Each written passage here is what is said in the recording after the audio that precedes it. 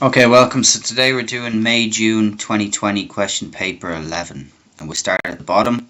Just to note, question 25 is no longer on the syllabus, so that one is out of the equation.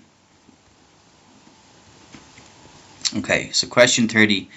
A country experienced a significant fall in unemployment, but its inflation rate remained low. What could explain this? Okay, so if we go through them systematically from the bottom, wage rates had increased by more than labour productivity. That would definitely not explain it. Remember that when wage rates increase by more than productivity, that will increase the price level because firms will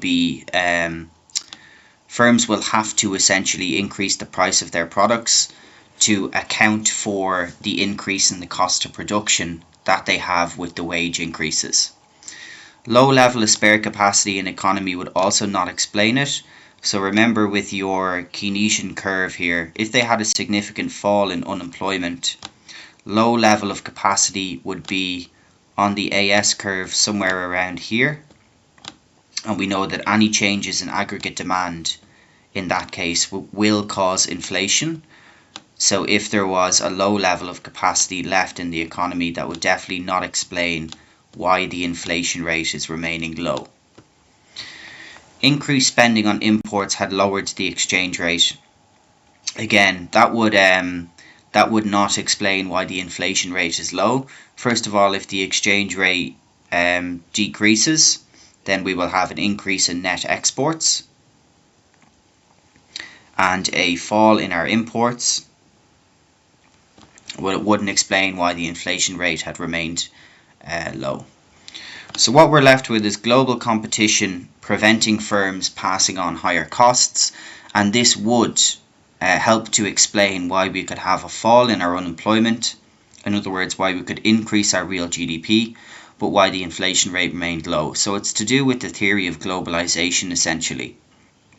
Competition from other firms essentially means that we have to keep our price very competitive in terms of those other countries. So even if we should have an increase in our price level, the competition that we face from other countries through globalization essentially can mean that we'll have to find ways of keeping our costs at their current levels, which will obviously then mean that in the domestic economy they are sold at the same prices, and therefore the inflation rate might not increase significantly. Okay, question 29. Very simple. Government reduces direct taxes. So that is a policy designed to move AD to the right. It is an expansionary fiscal policy. And like we can show you from the diagram previously, if we take this again and we draw an AS curve. Okay, so here we're going to label price level, and then down here we're going to label real GDP. So aggregate demand might be here, for example, and we shift our aggregate demand curve to the right. What that results in is an increase in real GDP. Real GDP, remember, is denoted by Y. So we can see that real GDP will increase, shift to the right. Consumption levels will increase. Investment will also increase, and that's because reducing direct taxes includes corporation taxes for businesses, which will allow them to invest more of their profits back into their businesses, and also reducing income tax on consumers, which will give them more disposable income and allow them to increase their consumer expenditure. National output, therefore, will also increase, as we can see, because we've just explained that it's an expansionary fiscal policy. It's designed to move AD to the right, and therefore real GDP could rise.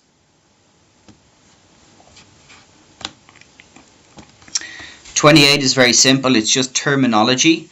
So remember, a floating exchange rate is different from a fixed exchange rate. In a floating exchange rate, when the value of the currency falls down, we call it a depreciation.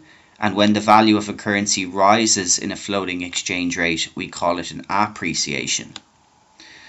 On a fixed exchange rate, however, when there's an increase in the value of the currency, it's a revaluation.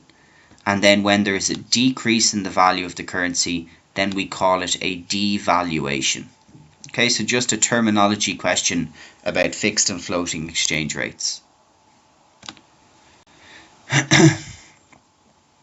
Question 27. Government increased defence expenditure. So that's going to shift AD to the right. So we're going to move from X onto this point here. Also, the amount spent on training increased productivity of workforce. So that will shift our aggregate supply curve to the right. As we become more productive, lowers our cost of production. And therefore that means that we will end up at C.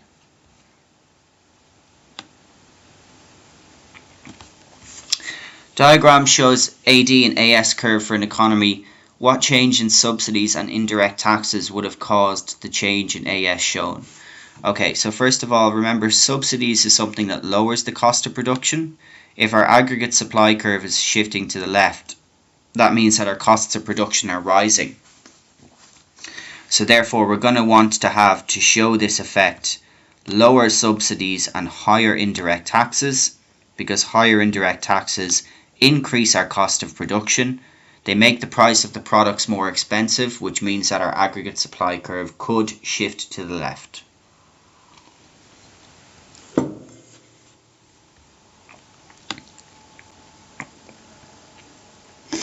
(24) Very straightforward. What is not an example of protectionism? Export subsidies are subsidies given to exporters to increase their competitiveness. Quotas are limits on the levels of imports that can come into the economy. And tariffs also are taxes on imports that are placed. Import subsidies are not a form of protectionism, because we have to remember what the whole idealism about protectionism is.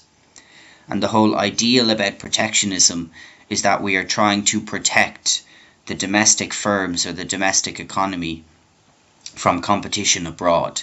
So if we're giving subsidies to importers, then that is obviously not going to help us protect our domestic firms against their competition. Question 23. It's just calculating overall goods and services balance. So very simple, we just add these up. 2015 it would be 90. 2016 it's 80. 2017 is 40. 2018 is 70. And then 90 for 2019. So we're asked, between which years did the change, or was the change the greatest? So very simple. We'll just calculate them by years here. So this change is minus 10. The change here between 16 and 17 is minus 40. The change here between 17 and 18 is minus 30. And the change between 18 and 19 is minus 20. So therefore we can see the years that it changed the most was between 2016 and 2017, where there was a fall of 40 million, or billion in this case, on the goods and services balance.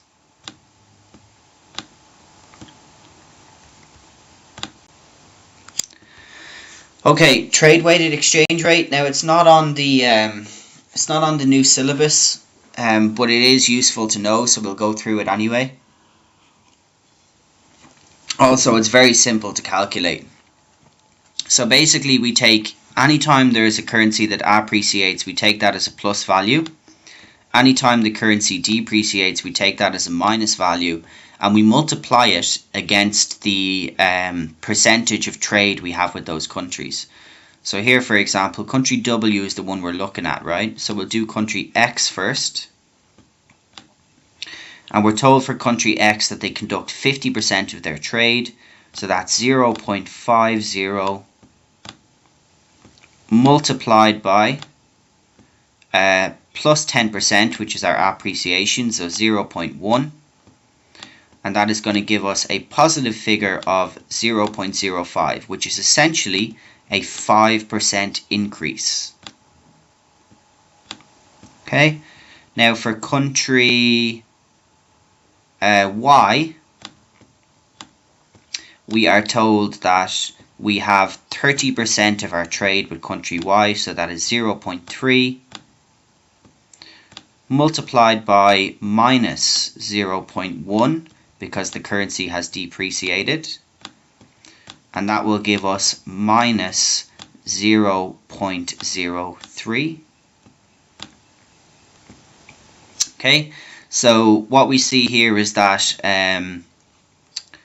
country Z, the exchange rate hasn't changed, so we don't need to have a calculation there for that. Now for these two, it's really very simple. Plus 0.05 minus 0.03, those two added together will give us plus 0.02.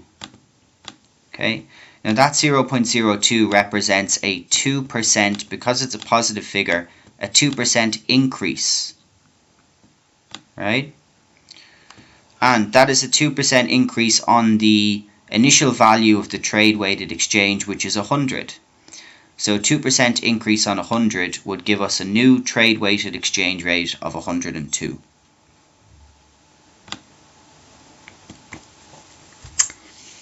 Question 21. Which combination is most likely to lead to an increase in the aggregate price level and the fall of real output? Oh no, sorry, and the level of real output to rise as well. Okay, so income tax rates. If we want an increase in price level and fall in output, we're going to be looking for the expansionary fiscal policy, which we've explained already when we talked about reducing direct tax rates. That will be designed to increase aggregate demand to the right. So we want the tax rates to fall because we want consumption and investment to rise. That will help to increase our level of real GDP, real output, and it will help us to increase aggregate price level because AD will be moving to the right. And for net exports, again, that's another component of aggregate demand. X minus M is how it's denoted. So we will want the net exports to increase because that will help us move aggregate demand further to the right, and therefore will be the most likely to increase the price level and to increase level of output. So we're going to be looking for net exports to increase there and for the income tax rates to fall. Both of those will have an effect on moving AD to the right, and therefore both of them will have an effect on creating demand pull inflation, increase in aggregate price level, and increase in real GDP too. Question 20. Diagram shows AD and AS curves for an economy. What would not cause a shift from AD1 to AD2? So aggregate demand here is shifting to the right, so we're going to be using an expansionary policy, either monetary or fiscal. Increase in investment by computer firms, that would help aggregate demand move to the right. Remember that I, or investment, is a component of aggregate demand. Increase in earnings from exports. Yeah, so just like we said in the last question, that would increase our net exports. So X minus M would go up, and that would move our aggregate demand to the right. An easing of credit by commercial banks for household purchases of consumer goods. Yes, that is what we call reducing credit regulations. So essentially it just means we're making it easier for people to borrow money, and that is an expansionary monetary policy.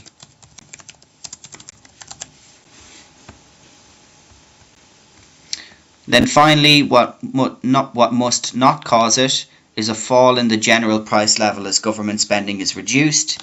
Government spending being reduced would be a contractionary fiscal policy that would move AD to the left, not to the right.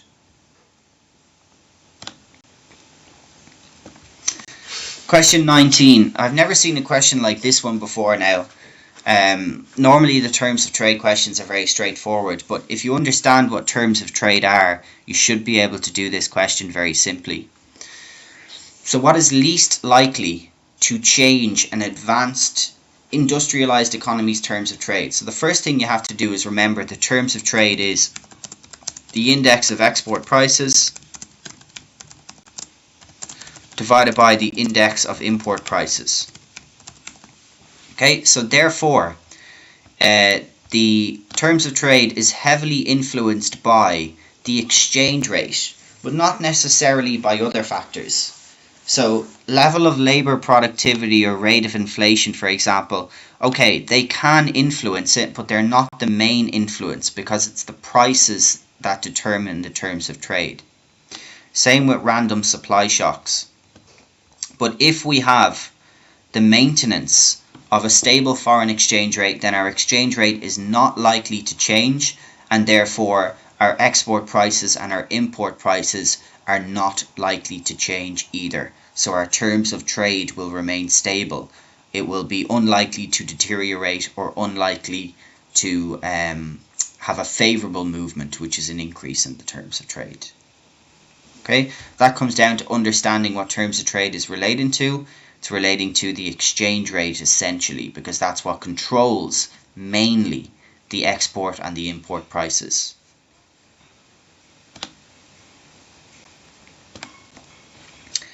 Question 18 is very straightforward. Characteristic of a public good. Remember, we've talked about this on numerous occasions in other videos.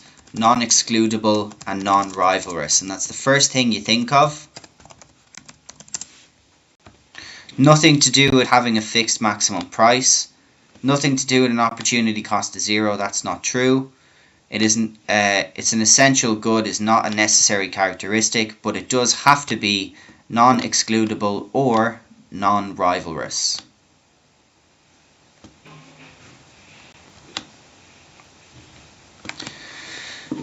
Okay, question 17.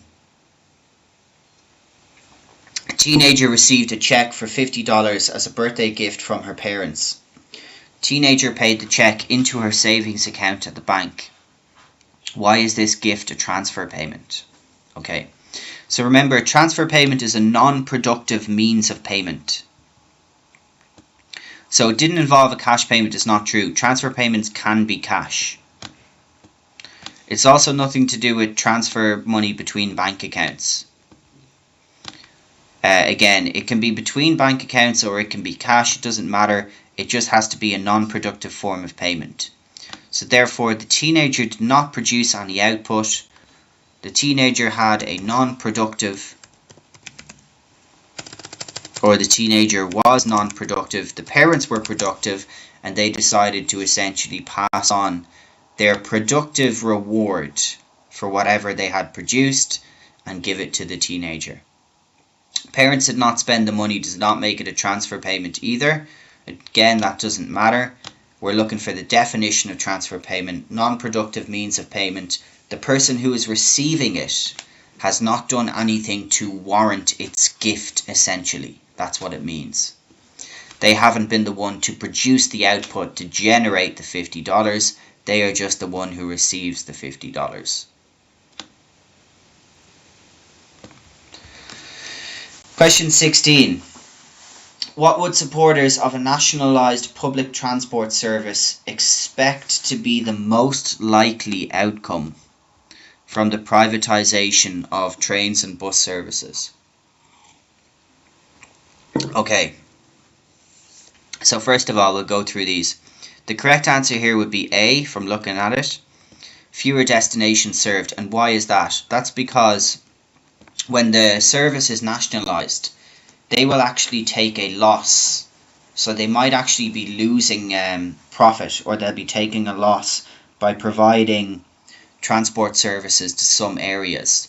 And that's because when they're nationalised, their aim is to provide accessibility and affordability for all citizens. So therefore, they might take a bus service from one part of the UK to a remote village in the UK, Whereas once they become privatized, the private company is only looking at profit. So they're going to say, there's only 2 people getting on this bus every week. It doesn't make sense for us to run this bus service. We can't make any profit out of it, so we're not going to do so. Whereas the nationalised or government-controlled service would provide it on the basis that those 2 people and people in that village, that might only be the only form of public transport they have in that village to be able to access a city, for example. Lower fares will not happen. Fares would be likely to rise, or could go the other way, of course, but it's not the most likely outcome. More frequent services is the opposite of what we just said for the correct answer of A. And more people employed, there would likely be more unemployment when they move to the private sector, as they striving to become more efficient and to lower their costs of production. Question 15, we've got a minimum price question. What can be concluded from the diagram? So minimum price will be ineffective. That's wrong. We can see minimum price is placed above the equilibrium price, which will make it effective. Price will fall automatically from OM to OP. That's not true. Minimum price will keep the price at OM. It will only fall back to OP when the minimum price is removed. At minimum price OM, there will be a shortage of the good. That is not true. Remember, a minimum price creates a surplus, not a shortage. Surplus meaning that we've got excess supply, which we can see here. Our supply level is higher than our demand level, and that's the surplus. So at prices above OM, there will be a surplus of the good. And we've just explained that here. Creates an extension in supply, contraction in demand. It creates more supply than demand, which creates a surplus of the good, aka excess supply. Okay, now there's a couple of questions from this point on that I've seen in previous papers. They're difficult questions, but the theory behind them is all the same. And some of them are exact copies of previous questions. So in other papers I've talked about this before, where I've said a specific tax is imposed when the elasticity of supply is 0. So that means that the PES equals perfectly inelastic. Okay, now this is just relating to a theory essentially. The burden of the tax will fall entirely on the supplier when the PES is perfectly inelastic. And that's because the quantity supplied cannot change. So when we have the imposition of an indirect tax, let's say for example we put a tax of $10 on the product. Okay, so essentially let's say the product here is being sold $50. Okay, and it used to be sold at $40. So because we can't change the supply, essentially this area in here becomes the incidence of the tax, right? And the incidence of the tax applies entirely to the suppliers of the product now, once it becomes perfectly inelastic.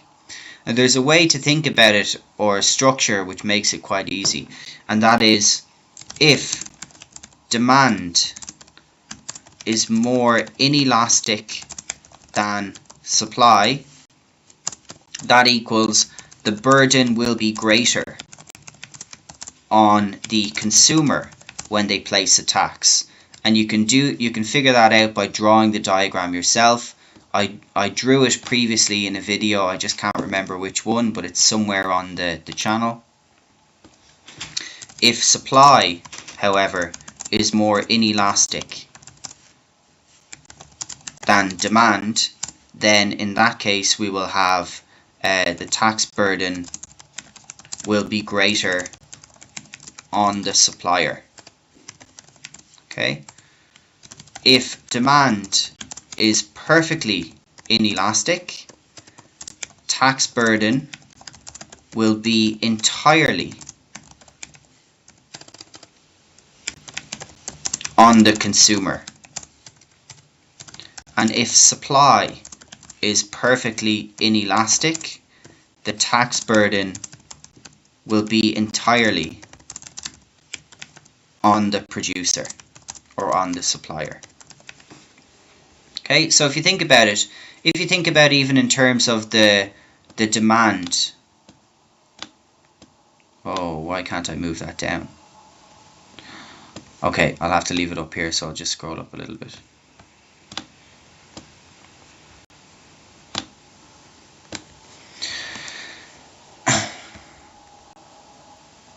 Okay, there we go, I'll leave it there, I can't move it down. So, if demand is perfectly inelastic, then only the price can change, right? So the quantity that's demanded can't change. And therefore that means that any change in the supply level will just cause a significant shift in the price of the product. So essentially only the price of the product will change, and there'll be no change in the quantity that's being traded.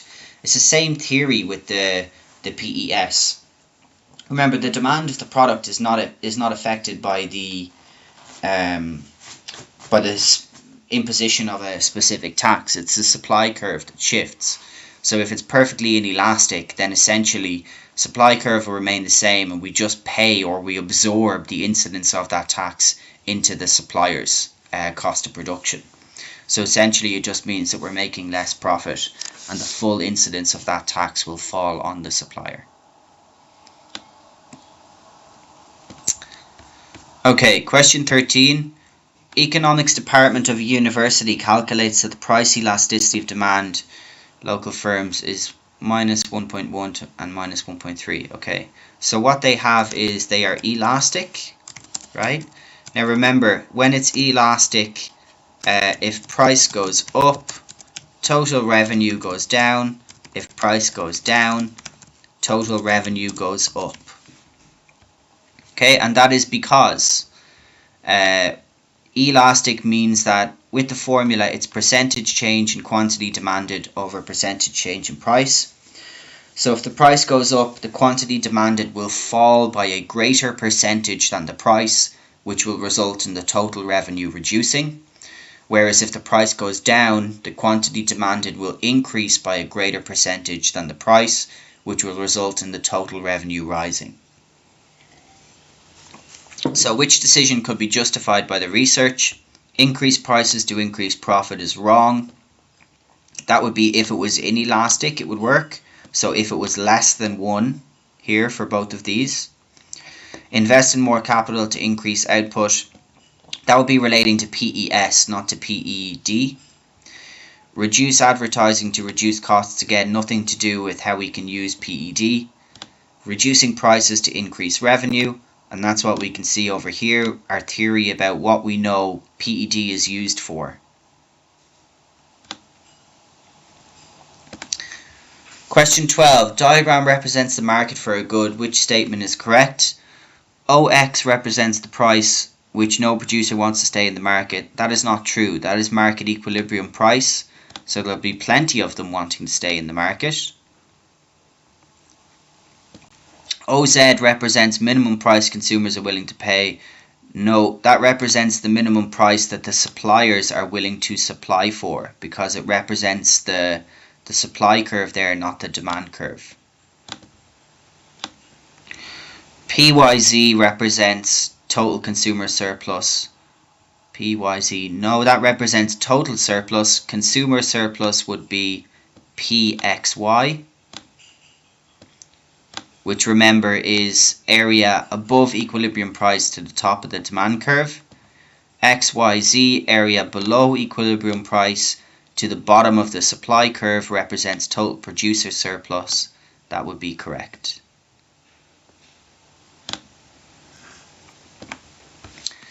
Okay, shoe manufacturers often use leather. So this is another question that I've seen previously. Due to a world shortage of leather, the price of leather has risen. So essentially this means that the supply curve for leather has shifted to the left, right, due to that shortage, because we're told that the price has increased. So supply must have shifted to the left. What would be the effect of this change? Demand curve for leather shoes will shift left. That is not true. If the supply curve shifts to the left, that results in a contraction in demand, not necessarily in a shift in demand, right? So we can see that here in this diagram. There's a contraction, not a shift. Demand curve for a substitute for leather shoes will shift to the right. Okay, that would be true, because if you think about it, the substitute is going to benefit. As we have decreased levels of demand for leather shoes, the substitute is going to benefit from our consumers that can no longer purchase these leather shoes due to the shortage, switching to go to the substitute, and therefore the demand for them will increase. Supply curve for leather shoes will shift to the right. Well, that has to be wrong. We've just shown that it shifts to the left, not the right. And supply curve for a substitute for leather to make expensive shoes will shift to the right. No. So again, supply curve for a substitute for leather, that will depend on, for example, substitute for leather to make expensive shoes will shift to the right. No. So remember that when we have the shortage of leather, it will affect the substitute for leather shoes for sure, right? But it doesn't mean that we will be able to obtain another material to make leather shoes. We need leather in the first place, and secondly, just because we can obtain another material doesn't mean that the supply curve for it will shift to the right. It will mean that the demand curve would shift to the right, as we would demand more of that substitute that we can use to make the leather shoes. So the last one may make sense, alright, but it would be the demand curve that would shift instead of the supply curve. And then there would be an extension in supply, not necessarily an increase in the level of supply through a shift.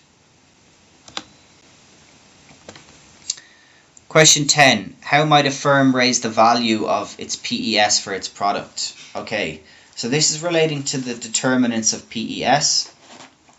So decrease the amount of labour that it employs, that is definitely not going to help. Remember, increase the value of PES means that they're going to be able to increase their supply to the market.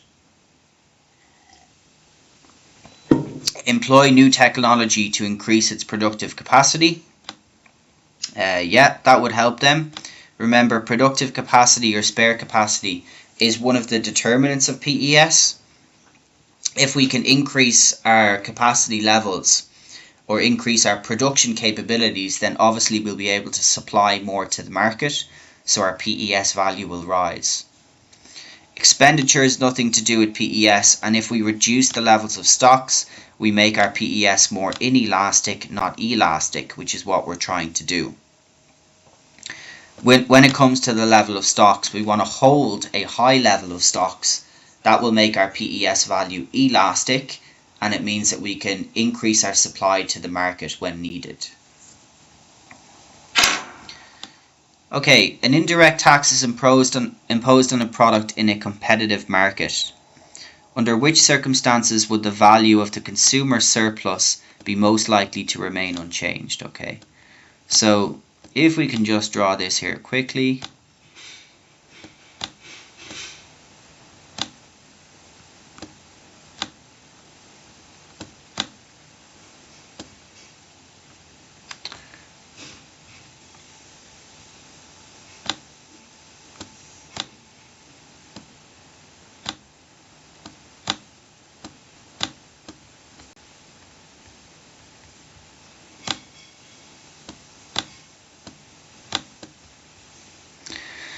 Okay, so remember, like we explained previously, the consumer surplus is the area above the equilibrium price to the top of the demand curve. So in this case here, when we have the imposition of an indirect tax in a competitive market, we can see that the consumer surplus will drop.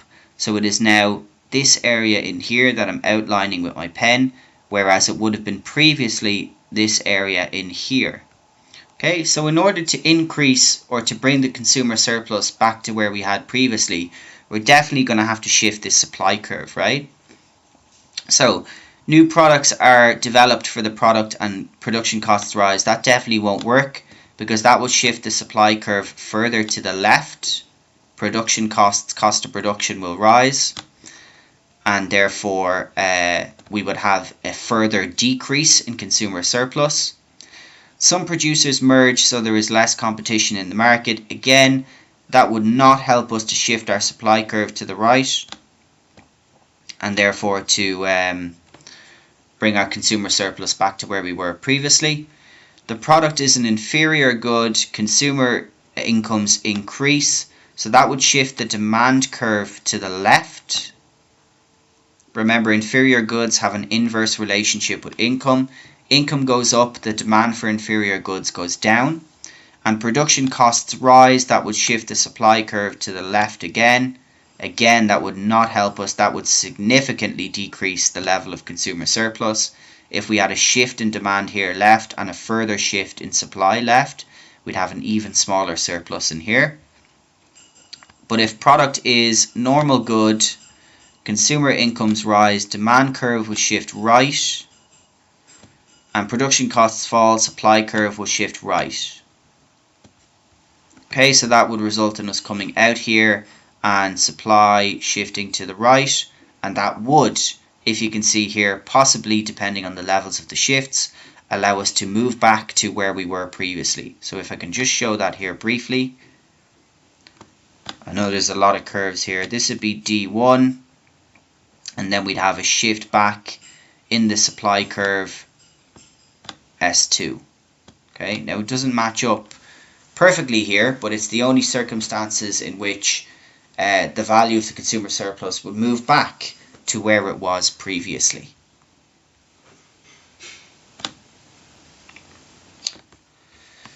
Okay, question 8. In the diagram, the supply curve shows number of spaces in a car park, and the demand curve shows the demand for spaces on 4 different days. Owner wishes to charge a parking fee to allocate them according to market mechanism. What pricing policy should he use? Okay, it may seem complicated, but it's not really. On day 1, he should charge a price of P1. On day 2, he should charge a price of P2, because these are all the equilibrium, right? So this would be the most efficient allocation of resources. On day 3, he should charge P3, and on day 4, when demand is highest, he should charge P4. So therefore, on each of the different days, depending on what the level of demand is, that will signify to him the price that he should be charging. So he should vary prices according to P1 and P4. That will allow him to maximize his profit, and it will also allow him, therefore, to efficiently allocate the resources according to the pricing strategy. If he only charges at P1 here, for example, then on day 4, when the demand is extremely high, he's losing a lot of potential profit there, because people would be willing to pay P4.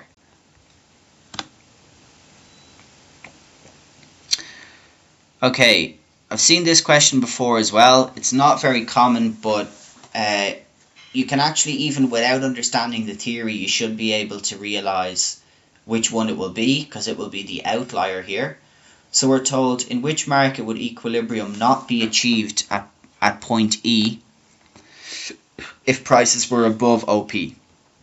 Okay, so if prices were above OP here, we'll just pick a point in B, for example, and we can see that what we would have is a surplus.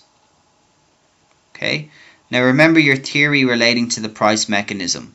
If price was above OP here, we would have a shortage.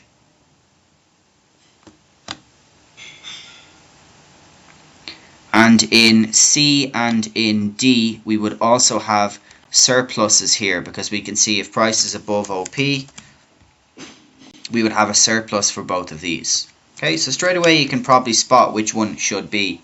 But the theory behind it is, once we have a surplus, which is excess supply, then the price mechanism will signal that the price of the product has to drop, because we've got supply levels that we're not selling, right? So in each cases of D, of C, and of B, price mechanism will signal that the price level has to drop, and that therefore we will return back into equilibrium. Whereas when we have A here, and there's the existence of a shortage, there's more demand than is being supplied, so the price mechanism will actually signal that there needs to be an increase in the price because we've got more demand than is currently being supplied, so we've got an opportunity to make more profit. So therefore, in this case, we'll actually move further away from our equilibrium of E, whereas in B, C, and D, we will move back towards our equilibrium with the price mechanism reallocating resources.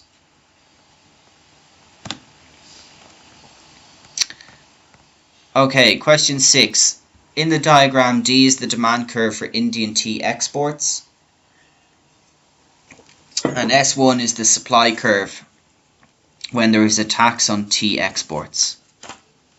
Okay, Indian government removes the tax, which causes the supply curve to shift to S2. Loss in tax revenue and gain in consumer surplus is what we're looking for. Okay, so they've removed it. We've moved from S1 to S2. So the loss in tax revenue will be the incidence of the tax, which we've shown you before is essentially this area in here. It's the area from the new supply curve down to where we hit the original supply, and then straight across, with X representing the, in this case it's the removal of a tax, so X would represent the gain for the consumers and the reduced price they now have to pay, and Y would represent the gain for the producers in what they no longer have to absorb into their cost of production. So tax revenue is the incidence of tax, which would be X and Y. And the consumer surplus, remember we've explained, is the area above equilibrium price to the top of the demand curve. Equilibrium price is now here at P. So previously, this area that I'm going to shade in orange, when we had the indirect tax, this area would have been our consumer surplus. But now we can see that an area above equilibrium price to the top of the demand curve would also include area X and Z as well.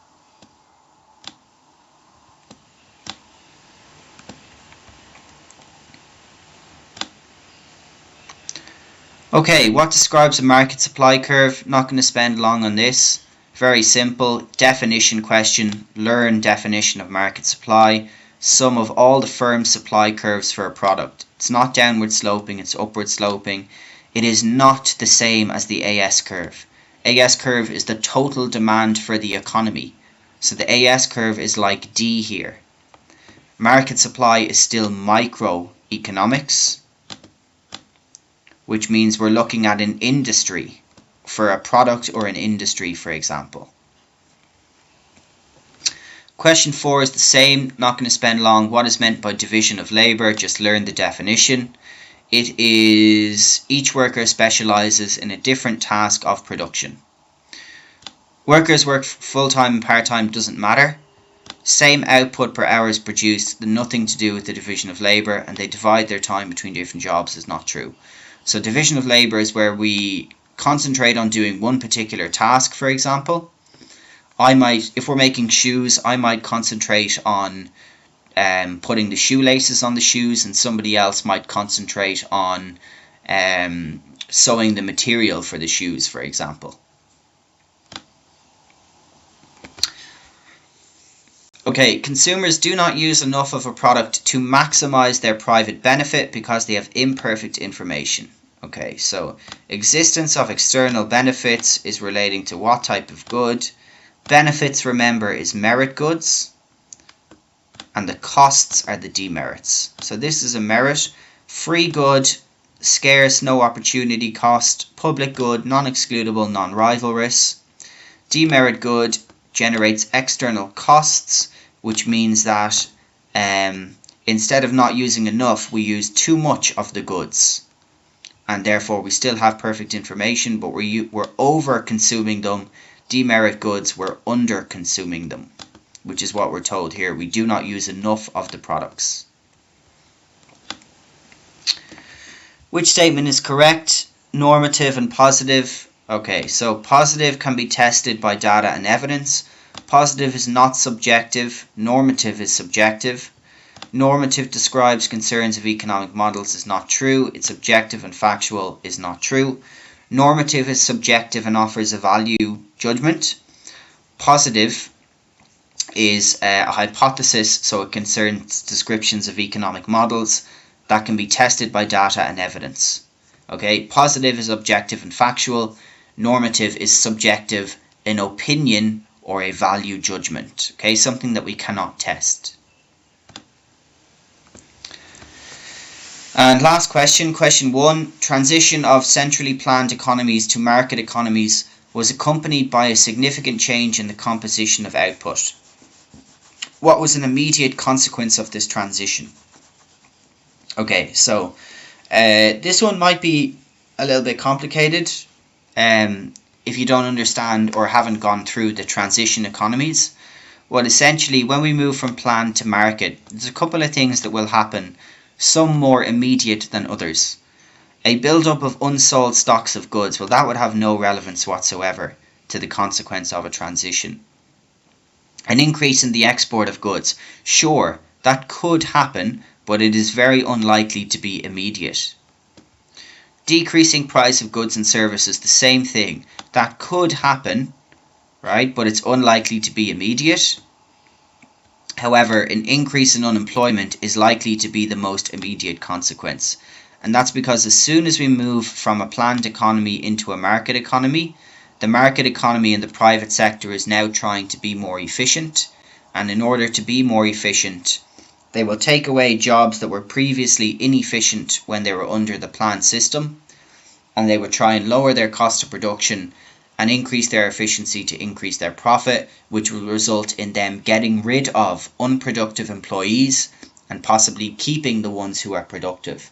But they will always, or 99 times out of 100, reduce the workforce in order to try and lower their cost of production, because like we said before, their main aim is to make profit. Okay, and that is May-June 2020 question paper 11 done.